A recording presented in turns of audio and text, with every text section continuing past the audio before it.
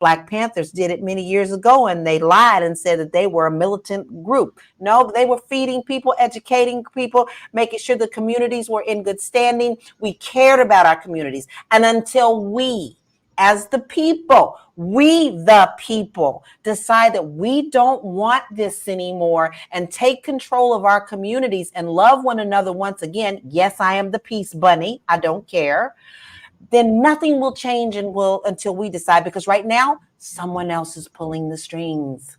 Yes. Absolutely. And listen, I'm a product of DC public schools, Washington, DC public schools. And when I went to school, first of all, I went to the same elementary school from pre-K through the sixth grade. And then I went to middle school for 2 years. And then I went to the same middle school for 2 years, and then the same high school for 2 years. The main difference, that I see. And again, I'm an educator. I got my master's in secondary education back in 2007. I taught for a number of years, DC, Philadelphia, and even New York. I emancipated myself from that work back in 2016 to consult with educators nationally and to work on some policy. The main thing is Black teachers no longer really have access to the classroom. I was taught and raised by Black teachers. All of my teachers were Black, right? And it wasn't until I got into like middle school, like eighth grade, I had like my first white teacher, and then I had like maybe three in high school. But especially in elementary school, we had the same teachers in that school from they taught there for like 50 years, so they knew generations of us. They knew our parents, they knew our grandparents, they knew our uncles and aunts. They lived in the neighborhood. Our teachers went to church with us, and they did everything, and they could really discipline you, and they put their hearts and their souls into this because they saw us as their children. Right now, we have a lot of teachers who are not Black. They're being paid all these big bonuses and being gentrified into our neighborhoods, and they don't have the cultural competency to raise our children, let alone the life experience, right? Like these are, I was a young educator myself when I went into the classroom, but things to think about in terms of how the landscape of education has changed and how Black people really don't have access to teaching jobs anymore. What are your thoughts on that, Lala? I think that's the key critical thing. But look at what's happening right now in our world currently. They are removing curriculum from schools. Teachers are now being threatened with jail if they even teach anything. So teaching is, I wouldn't want to be a teacher. First of all, you're underpaid for what you're doing, and now they're telling you what you can and cannot teach. And all of the programs that were set in place to helping these communities are now being taken away, saying that it's no longer needed, or everybody needs to be equal, when it was never an equal playing field in the first place. Never has been. It's just been an illusion of what they say. Down in Florida, which I have been down in Florida for several years now, they even took teachers out of the classroom, allowing military people to come in and teach who have no educational background. Did I let that sink in for a minute?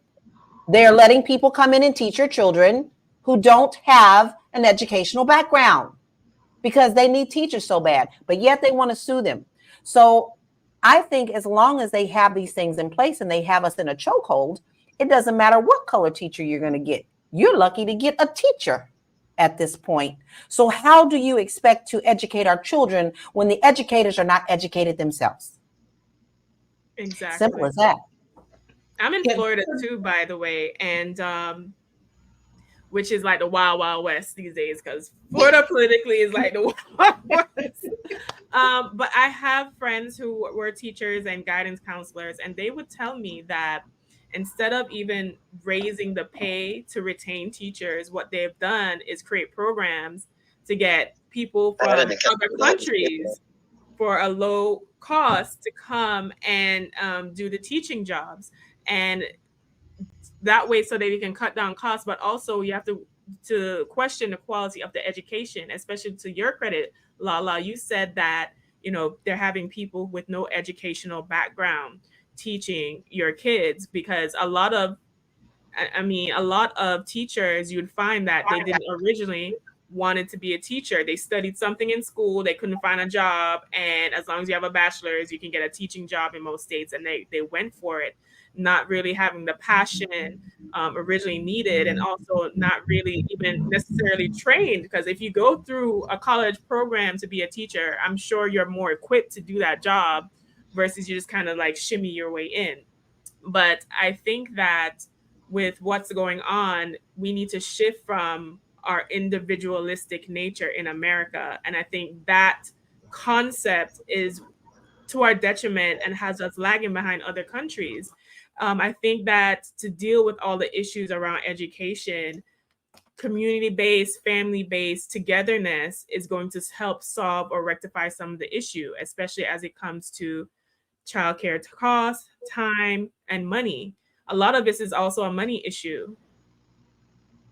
You got that right. And there we go. Once again, we're back to the disparity of the have and the have-nots. It's constructed very well to tie us all into bondage.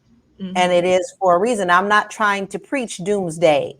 What I'm trying to get across is until we are ready to make the change, until we are ready to really pay attention to what's going on around us, this is just one little puzzle piece that we are suffering from.